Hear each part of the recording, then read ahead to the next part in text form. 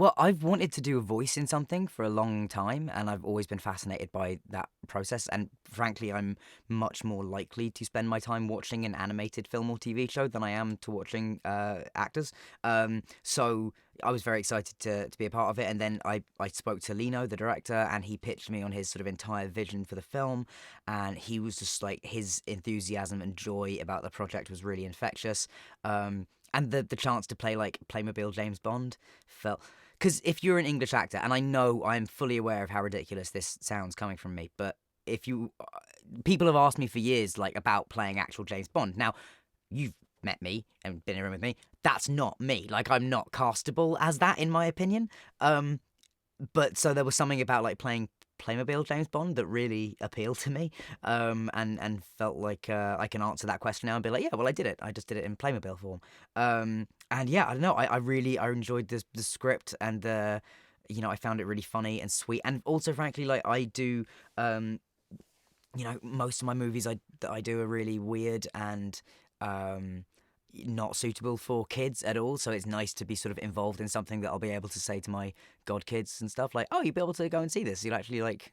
My godkids are not massive Swiss Army Man fans, so this is a Playmobil movie is something they can get into, I think.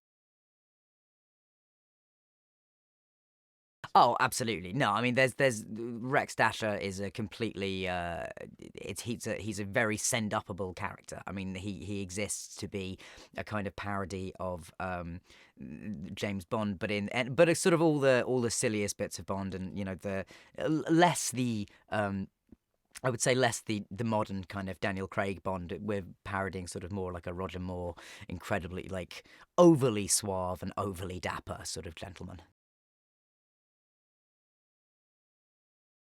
Yeah. Well, that's kind of, I think, often that's probably, I don't know. I imagine that's probably a challenge Lino has with actors a lot who are not used to doing animation. Like, I'm not particularly used to doing animation. I'm used to being on film and trying to give something like as real and honest and make it really like very natural. But actually, that's like not your job when you're being a voice. You kind of have to be big enough to be the voice of a cartoon character.